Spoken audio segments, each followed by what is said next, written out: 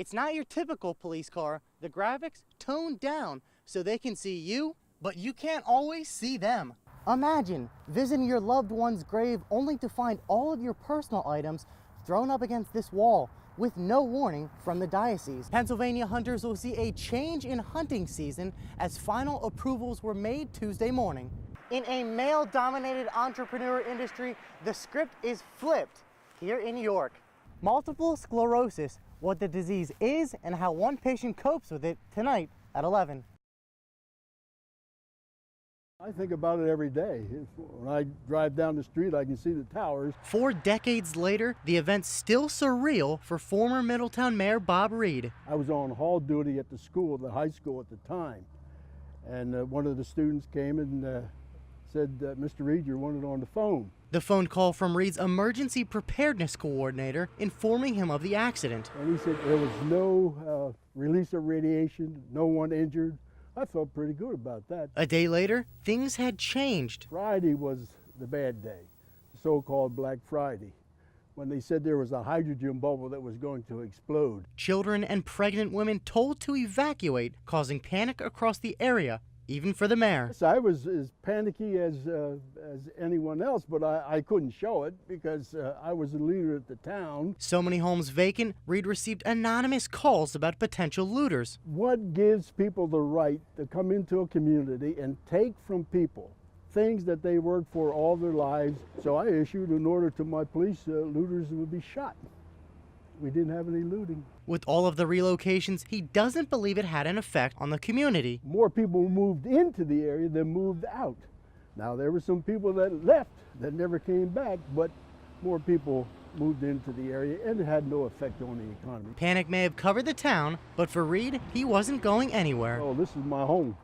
I'd never thought about moving. And Reed says the town has certainly recovered and that the events of 3 Mile Island will never be forgotten. In Dauphin County, Shawn Rapp, ABC 27 News.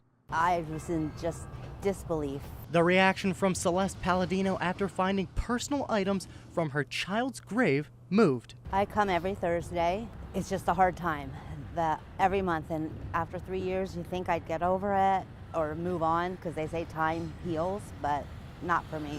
For Palladino, decorating her son's grave helps her cope. I leave the flowers, and I think it's our way of not forgetting him. Those personal items scattered on the side of the cemetery office. Confused, Palladino had to contact the cemetery to find them. They have it labeled back there, A through M, and I'm just thinking alphabetically. And we were told that these letters don't indicate the last name, but rather the lot that your loved one is placed in. I knew where he was. Now I have to know that by looking over by that mausoleum, he's to the left of that. When Palladino called, they said they were just following policy. Recently, the diocese ordered all their cemeteries to remove all stuff from the sites, and only floral arrangements were allowed. For Celeste and others, the lack of communication is what hurts. I wish that they would have told us, sent us some kind of notice and told us.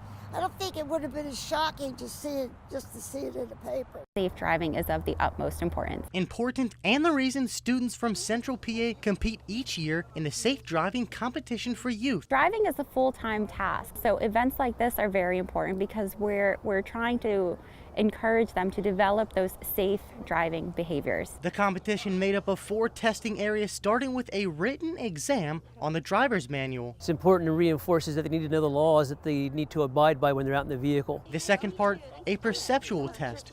It's designed to get them to look beyond the front end of their vehicles. Area 3, a driving test showing the importance of spatial awareness and being aware of blind spots. The final test, performing a vehicle inspection. Check to make sure your lug nuts are on, your mirrors were right, the tires are properly inflated, your gas cap was closed. These 4 tests supposed to be a review for the students. What we do here today is reinforcing what they've been taught by their driver's ed instructors back at their home schools. Groups like the South Central Highway and Safety, PennDOT, Police, and Pennsylvania Motor Trucking Association all joining forces for the cause. They all get involved because we all know the importance of safe driving for our youth, because these kids have a lifetime of driving ahead of them. In Enola, Shawn Rapp, ABC 27 News.